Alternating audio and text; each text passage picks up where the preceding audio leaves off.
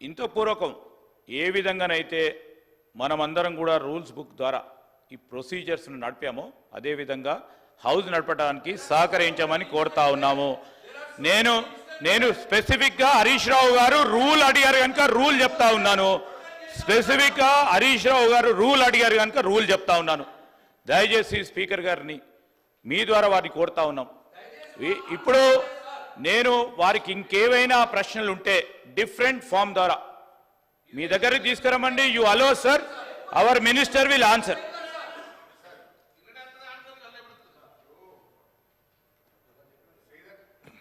శ్రీధర్ బాబు గారి వ్యాఖ్యలు దయ్యాలు వేదాలు వల్ల ఇచ్చినట్టున్నాయి. ఈ సభలో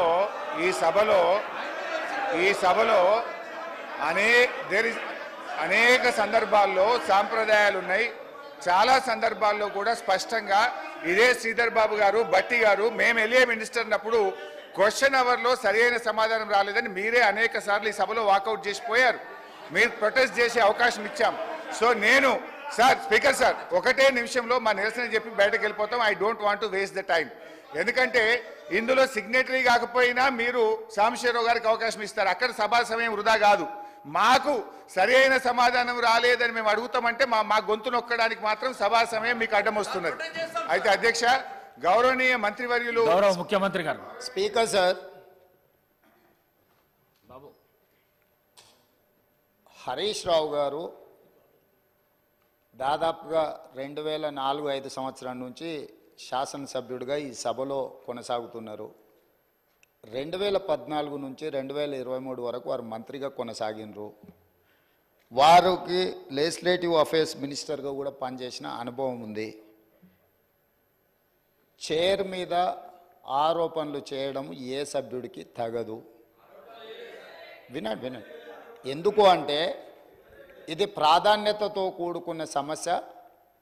కార్మికుల పక్షాన కార్మికులు కష్టాలలో ఉన్నప్పుడు 50 రోజులు దీక్ష చేసినప్పుడు 50 మంది చనిపోయినప్పుడు ఖమ్మం జిల్లాకు సంబంధించిన డ్రైవర్ శ్రీనివాసరెడ్డి గారు తన పిల్లలు పెద్ద ఉద్యోగాలలో ఆర్థికంగా బలంగా ఉన్న ఆనాటి ప్రభుత్వం యొక్క వివక్ష 50,000 కార్మికుల పట్ల చూపిస్తున్న విధానాన్ని వ్యతిరేకిస్తూ ఆత్మ బలిదానం చేసుకున్నప్పుడు ఆ కుటుంబాలకు వాళ్ళందరూ అండగా నిలబడ్డారు.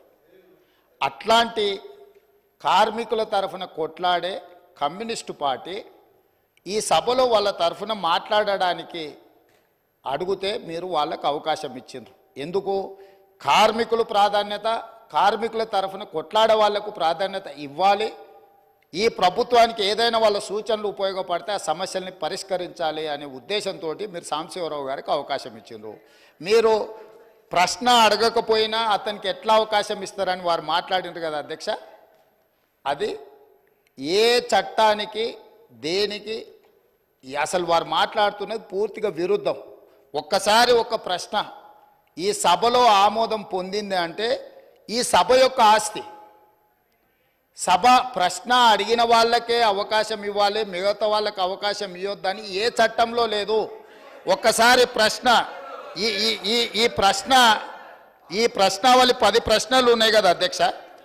ఇప్పుడు ఇందులో ఉన్న ఈ ప్రశ్నావళి ఈరోజు ఆమోదం పొందిన ఈ 10 ప్రశ్నలు ఉన్నాయి కదా. 10 ప్రశ్నలు క్వశ్చన్ అవర్, 1 గంటలో ఈ 10 ప్రశ్నలకు చర్చ జరిగి దీని మీద సమాధానాలు చెప్పడానికి కోసమే 10 ప్రశ్నలు పెట్టింది. అంటే ప్రతి ప్రశ్నకు 6 నిమిషాలల్లో మనం చర్చ ముగించుకోవాలి. అట్లా 60 నిమిషాలల్లో వీటన్నిటికీ ప్రభుత్వం వైపు నుంచి సమాధానాలు రాబట్టుకోవడానికి ప్రయత్నం చేయాలి. కొన్నిసార్లు ప్రశ్న యొక్క ప్రాధాన్యతను బట్టి తమరు అనుమతిస్తే ఆ చర్చ ఒక్కోసారి కొంత ఎక్కువసేపు కూడా జరగడానికి అవకాశం ఉంటుంది. ఎప్పుడైతే ఈ క్వశ్చన్స్ సభకు అడ్మిట్ అయి హౌస్లోకి వస్తాయో ఇది హౌస్ ప్రాపర్టీ అవుద్ది, ప్రశ్న అడిగిన వాళ్ళ ప్రాపర్టీ కాదు అధ్యక్ష. దయచేసి వారు 20 సంవత్సరాలు ప్రజాప్రతినిధిగా పనిచేసినని పదే జబ్బలు జరుచుకుంటారు కదా. కనీసం లెజిస్లేటివ్ అఫేర్స్ మినిస్టర్గా పనిచేసిన హరీష్ రావు గారికి ఒక్కసారి ప్రశ్న సభలోకి వచ్చిందంటే సభ్యుల యొక్క అందరి ఆస్తి అధ్యక్ష. ఎవరికి మాట్లాడడానికి అవకాశం ఇవ్వాలనేది చైర్ యొక్క విచక్షణ అధికారం అధ్యక్ష. తమరు సాంబశివరావు గారికి అవకాశం ఇవ్వడాన్ని సభ్యుడు తప్పు పట్టడాన్ని 100% తప్పు. కాబట్టి వారు అట్లా మాట్లాడడాన్ని భవిష్యత్తులోనైనా సవరించుకోవాలి. అదేవిధంగా వారు పదే పదే రూల్ బుక్ గురించి మాట్లాడుతున్నారు అధ్యక్ష. అదే రూల్ బుక్లో చాలాసార్లు వారు కోట్ చేసిర్రు. సభ్యులు చైర్ను వదిలి పోడియంలోకి వస్తే అదే రూల్ బుక్లో ఆ సభ్యులను బయటకు పంపించే ప్రొవిజన్ కూడా ఉంది అధ్యక్ష. తమరికి తెలుసు కదా అధ్యక్ష అది. కానీ మీరు అది ఉపయోగించలే. ఎందుకంటే ఈ సమస్య యొక్క ప్రాధాన్యత మీకు తెలుసు కాబట్టి వారు ఎంతసేపు అడిగినా దానికి ప్రభుత్వం వైపు నుంచి స్పష్టమైన సమాధానం ఇచ్చిండ్రు. ఆ సమాధానంతో వాళ్ళు సంతృప్తి చెందకపోవచ్చు. ఎందుకంటే 10 సంవత్సరాలు వాళ్ళు చేసిన తప్పులు ఈ ప్రభుత్వం కూడా చేయాలని వాళ్ళ కోరిక ఉండొచ్చు. కానీ ఈ ప్రభుత్వం ఒక నిర్దిష్టమైన ప్రణాళికతోని కార్మికులను ఆదుకోవాలని, ఆ సంస్థను బ్రతికించాలని, ఈరోజు ఆ సంస్థను ఆర్థికంగా బలోపేతం చేయాలి అని ఈరోజు అహర్నిశలు కృషి చేస్తుంటే వారు పదే పదే వారి గతంలో ఆ కార్మిక శాఖకు గౌరవాధ్యక్షుడిగా ఉన్నారు. ఆనాటి ముఖ్యమంత్రికి ఈయనను ఎట్లా తొలగించాలనో అర్థం కాక ఆ కార్మిక సంఘాన్ని రద్దు చేసిండు. ఎందుకంటే ఈయనను తొలగించాలంటే ఏం చేయాలనో తెలియక వాళ్ళ అంతర్గత సమస్యలు వాళ్ళ ఇష్టం, వాళ్ళ కుటుంబ సమస్యలు వాళ్ళు ఏమైనా కొట్లాడుకొని, కానీ ఆ కార్మిక సంఘాలనే రద్దు చేసింది వాళ్ళ అధ్యక్ష.